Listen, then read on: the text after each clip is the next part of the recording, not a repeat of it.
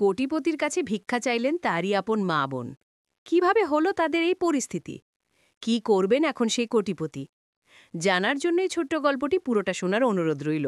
ভালো লাগলে একটি লাইক করবেন ও এই ধরনের নতুন নতুন গল্প শোনার জন্য সাবস্ক্রাইব করে আমাদের পাশে থাকবেন।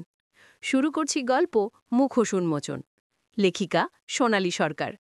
গল্পের প্রধান চরিত্র অয়ন, যে দুচোখে হাজারো স্বপ্ন নিয়ে সুদূর মরুভূমির দেশে পাড়ি জমিয়েছিল। তার স্বপ্নে ছিল আকাশ ছোবে। এখানেও সে একটি ভালো অফিসে চাকরি করত, বাড়ি গাড়ি সব ছিল। তবুও সে বিদেশ থেকে আসা এই সুবর্ণ সুযোগটাকে হাতছাড়া করতে চায়নি। সে তার বৃদ্ধা মা, যুবতী বোন এবং তার স্ত্রীকে সে রানীর মতো দেখতে চেয়েছিল। অয়ন বিদেশ যাওয়ার আগে তার স্ত্রী প্রিয়াঙ্কাকে ডেকে হাতজোড় করে বলেছিল, দেখো প্রিয়াঙ্কা, তুমিই এখন এই বাড়ির কর্ত্রী। আমার মা আর মিতা তোমার দায়িত্বে রইল।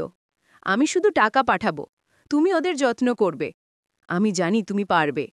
প্রিয়াঙ্কা মিষ্টি হেসে মাথা নেড়েছিল। অয়ন কঠোর পরিশ্রম শুরু করল। দীর্ঘ ৫ বছর ধরে সে সূর্যের আলো দেখেনি, কেবল মেশিন আর মজুরির হিসেব।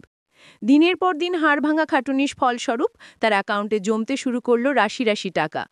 প্রতি মাসেই সে মোটা অঙ্কের টাকা পাঠাত প্রিয়াঙ্কার কাছে, যেন স্ত্রী ও মা বোনের কোনো কষ্ট না হয়। কিন্তু একটা অদ্ভুত ব্যাপার ছিল।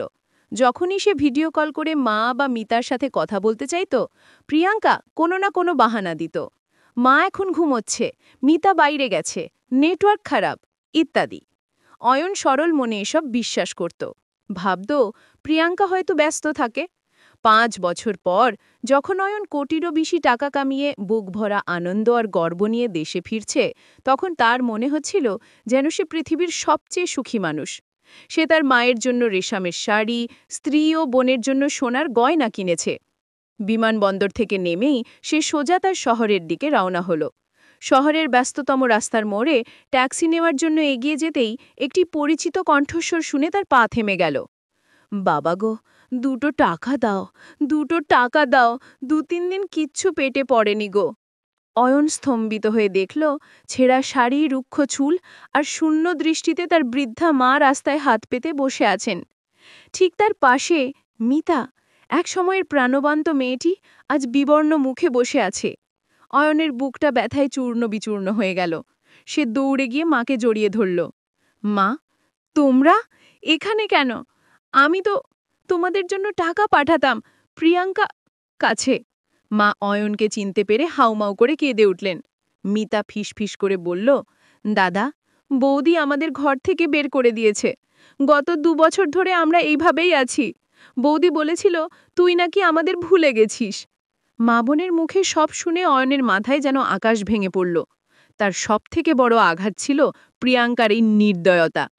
মিতা আরও বলল, দাদা, বৌদি আর তার এক বন্ধুর আরও অনেক কুকর্ম আছে, যা তোকে নিজ চোখে দেখতে হবে। অয়ন আর মিতা মাকে নিয়ে সেই রাতেই শহরের এক সস্তা হোটেলে আশ্রয় নিল আর তাদের পরিকল্পনা তৈরি করল। পরের দিন সকালে অয়ন তার নতুন পরিচয়ের আড়ালে একজন অচেনা ধনী ব্যবসায়ীর বেশে প্রিয়াঙ্কাকে ফোন করল। হ্যালো, আমি আপনার স্ত্রীর পুরনো বন্ধু। উনি আমাকে আপনার জন্য একটা জরুরি ফাইল আর কিছু টাকা দিতে বলেছেন, কিন্তু আমি আপনাকে চিনব কি করে? প্রিয়াঙ্কা একটু অবাক হলো, কিন্তু টাকার লোভে বলল, ও হ্যাঁ, উনি আমাকে বলেছিলেন আপনার কথা। ঠিক আছে, আপনি বরং সন্ধে চলে আসুন আমার বাড়িতে। সন্ধ্যা ঘনিয়ে এলো। অয়ন মিতাকে নিয়ে তার পুরনো বাড়ির কাছে অপেক্ষা করতে লাগল। মিতা তাকে বাড়ির পিছনের দিকে জানালার কাছে নিয়ে গেল, যেখান থেকে ভেতরের ড্রয়িং রুম দেখা যায়। অয়ন দেখল তার বাড়িতে চলছে বিলাসবহুল পার্টি। প্রিয়াঙ্কা সাজেগুজে আছে আর তার পাশে বসে আছে তার পুরনো বন্ধু সুজয়। প্রিয়াঙ্কা সুজয়ের গলায় হাত রেখে হেসে হেসে কথা বলছে। অয়ন তার পাঠানো টাকা দিয়ে কেনা সোফা দেখল, তার পাঠানো টাকা দিয়ে কেনা ফলের ঝুড়ি দেখল, কিন্তু সেখানে তার মা বোনের কোনো স্থানই দেখল না সে। মিতা ফিসফিস করে বলল, দাদা, এই সুজয়ই বৌদির সবথেকে বড় কুকর্মের সঙ্গী। গত ২ বছর ধরে সব টাকা ওরাই ভোগ করছে। এমন সময় সুজয় বলল, কই তোমার সেই লোক যে টাকা দিতে আসবে? সম্প্রতি দলিল আর টাকাগুলো হাতে পেলেই অয়নের খেলা আবার শেষ করে ফেলতে হবে। অয়ন আর নিজেকে ধরে রাখতে পারল না। সে দরজায় সজোরে ধাক্কা মারল। প্রিয়াঙ্কা দরজা খুলতেই অয়নকে দেখে চিৎকার করে উঠল, অয়ন, তুমি? অয়ন পাথরের মতো দাঁড়িয়েছিল। সে শান্ত কণ্ঠে বলল, প্রিয়াঙ্কা, আমার মা বোন কোথায়? প্রিয়াঙ্কা কিছু বলার আগেই অয়ন এক ধাক্কায় তাকে সরিয়ে ভেতরে ঢুকল। ড্রয়িং রুমে সুজয় বসেছিল। অয়ন কোনো কথা না বলে সুজয়ের কলার ধরে টেনে বাইরে আনল। এই আমার মায়ের বোনের যত্ন? এই আমার বন্ধুত্বের প্রতিদান? অয়ন এক মুহূর্তে তার মানিব্যাগ থেকে এক গোছা টাকা বের করে ছুঁড়ে দিল প্রিয়াঙ্কার মুখে। এই নাও, তোমার প্রাপ্য। আর এই মুহূর্তে তুমি এই বাড়ি থেকে বেরিয়ে যাও। আমার চোখের সামনে যেন আর কখনো না দেখি। আমার সব প্রমাণ আছে, মিতা রেকর্ড করেছে। আমাদের পুলিশের কাছে যেতে বাধ্য করো না। প্রিয়াঙ্কা তার বন্ধু সুজয়কে নিয়ে লজ্জায় মাথা নিচু করে ঘর থেকে বেরিয়ে গেল। বিলাসের আসর মুহূর্তেই শেষ হয়ে গেল। অয়ন তাড়াতাড়ি গিয়ে তার মা ও বোনকে বাড়িতে ফিরিয়ে আনল। তার বাড়ি এখন তার কাছে আর ইট কাঠের কাঠামো নয়, বরং ভালোবাসা আর শান্তির এক নতুন নীড়। অয়ন যখন তার মাকে নতুন রেশমের শাড়ি পরালো আর মিতার হাতে তার জন্য আনা গয়না তুলে দিল, তখন মা বোনের চোখে কেবল আনন্দের অশ্রু।